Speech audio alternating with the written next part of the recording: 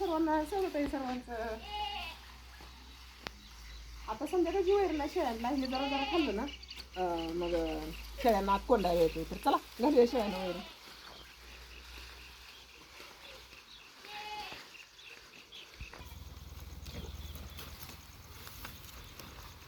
मक्याची वैरण लई छान खाते बरं का. आणि या मक्याच्या वैरणनं दूध पण फुटते. शेळ्यांना सगळ्या घातलेली वैरण पूर्ण म्हणजे पूर्ण खाल्ली वैरण मात्र चांगलं खाते बरं का शेळ्या.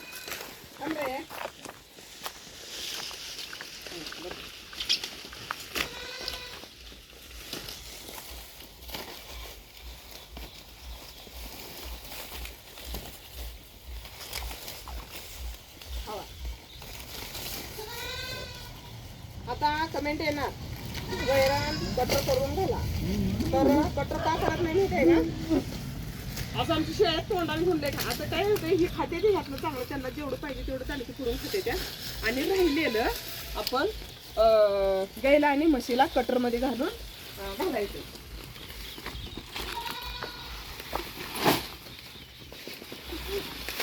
तुम्हाला दाखवते शेळ्या वैरण किती राखते ते घातलं. लय राखत नाही त्या बघा. एकदम व्यवस्थित खाते त्या चांगलं खाते त्या.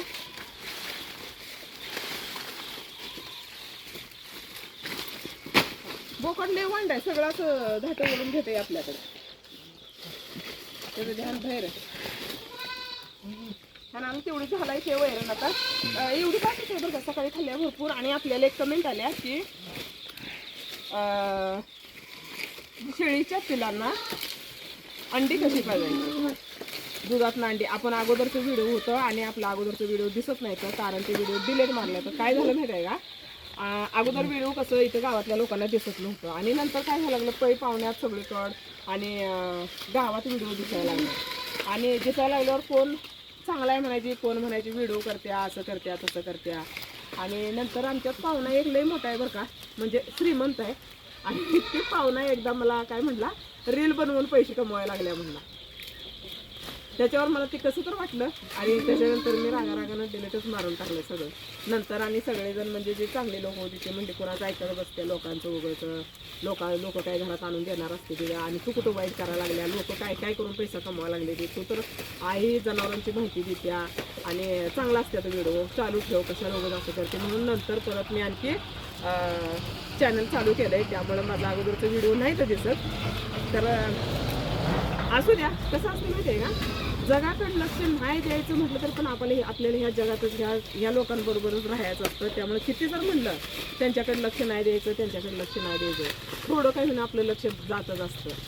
आणि त्यामुळं माझ्याकडे ही चूक झाली आहे की मी व्हिडिओ सगळं डिलीट मारलं. आणि नशीब मी चॅनल डिलीट केलं नाही. चॅनल पण डिलीट करणार होती आणि म्हणलं राहू दे चॅनल व्हिडिओ तेवढं डिलीट मारूया. त्यामुळे व्हिडिओ डिलीट केल्या तर इथनं पुढं काही असं काही करणार नाही मी. व्हिडिओ डिलीट मारणार नाही. काय झालं असंच बसलो होतो ना आमच्यातली एक मुलगी काय म्हणली काकू तुम्ही व्हिडिओ करताय पण आमच्या तिथं आहे ना तुमचं व्हिडिओ बघून लय हसते ते.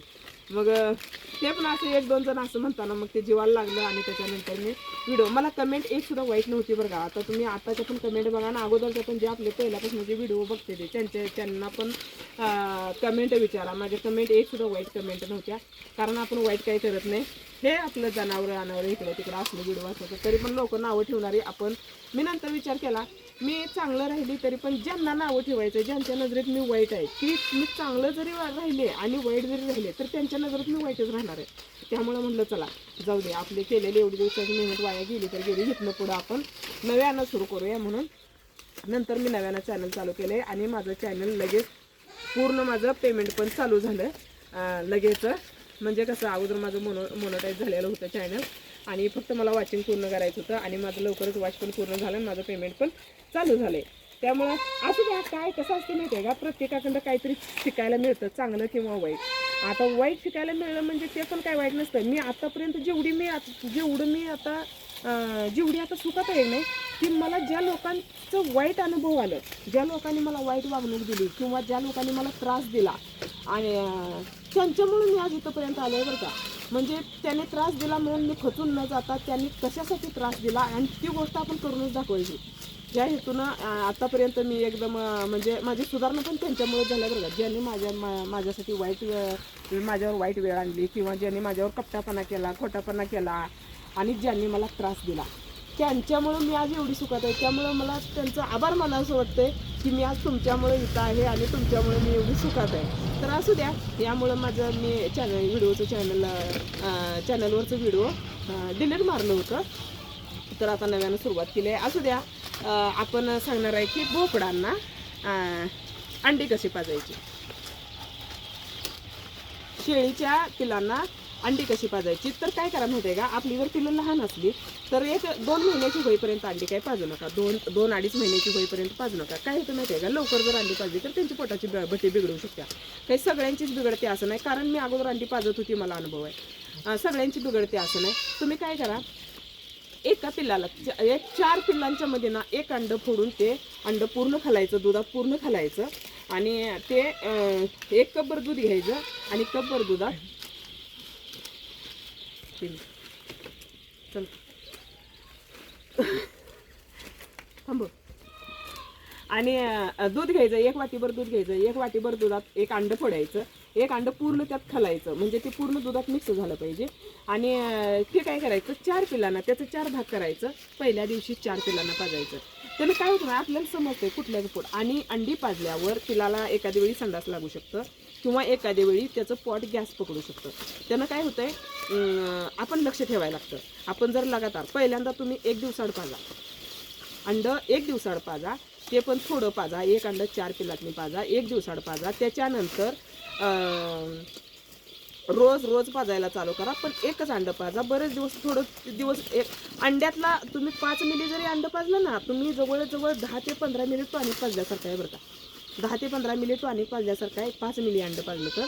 त्यामुळं अंड्यात ताकद भरपूर असते आणि त्यामुळं अंड थोडंसंच पाजा. 4 पिलांच्यात 1 अंड पाजा, ते पण दुधात मिक्स करून. त्याच्यानंतर थोडीशी शेंगदाणे मिक्स करा. पण पिलांकडे लक्ष द्या, कुठल्या पिलाचं पोट बिघडतंय का किंवा कुठल्या पिलाला संडास लागते का. संडास लागलं तर 2 दिवस अंड बंद करायचं आणि त्याला आपली माणसाची गुळी असते ना, पिवळी गोळी बारकी हरभऱ्याच्या डाळीसारखी असते, ती गुळी चारायची. त्यांना लगेच कमी येतं बरं का. आणि ज्यांचं गॅस पकडलंय, पोट जरा गच्च झाल्यासारखं वाटलं तर लगेच त्याला पॅरलॅक्स पाजायचं, त्यांना कमी येते. पण अंड ज्याला पचतंय त्याला थोडं वाढवा, एकदम वाढवू नका, पिल्लाची भटी बिघडू शकते. कारण मी अनुभव घेतलाय, मी पिल्लांना अंडी पाजत होती, त्यामुळं मला अनुभव आहे, म्हणून मी सांगायला लागल्या. थोडं पाजा, काय हरकत नाही. किंवा तुम्ही मिलीवरनं घेऊन पाजलासा तरी पण चालतं. एका पिल्लाला 5 किंवा 10 मिली पाजला ना, बस झालं, अंड लय झालं. 2-2.5 आता हे 3 महिन्याचं पिल्लं आहे, ह्याला जर तुम्ही 5 किंवा 10 मिली पाजला ना, बस झालं, लय झालं. 5 किंवा 10 मिली, ते पण 1 टाइम पाजा, 2 टाइम पाजू नका. आणि त्याच्यात तुम्हाला त्या टॉनिकपेक्षा पण ताकद चांगली मिळणार आहे. आणि आपल्याला अंडे किती 7 ते 10 रुपयाला अंडा आपलं मिळून जातं. गावाकडे कसं ज्यांच्या शेळ्या येते त्यांच्याकडे कोंबड्या असते त्यामुळे आपल्या पिल्लांपुरती अंडी निघते. त्यामुळं अंडा असं पाजा की त्या पिल्लांना त्याचा काय साईड इफेक्ट झाला नाही पाहिजे. अगोदर कुठल्या पिल्लाला पचतंय बघा, कुठल्याला नाही पचत, त्याच्यावरनं अंड पाजायला चालू करा. ज्या दिवशी पिल्लाचं पोट बिघडतंय किंवा संडास लागते, 2 दिवस परत अंडी पाजायची नाही, ती त्याची पूर्ण भटी व्यवस्थित होऊ द्यायची, नंतर थोडंसं पाजायचं, असं करा. आणि पचत असलं तर काय हरकत नाही मग. तर असू द्या, कसा वाटला व्हिडिओ सांगा. सगळ्यांनी व्हिडिओला लाईक करा, शेअर करा, नवीन असलेल्यांनी सपोर्ट करा आणि धन्यवाद. भेटूया आणखी एका नवीन व्हिडिओमध्ये.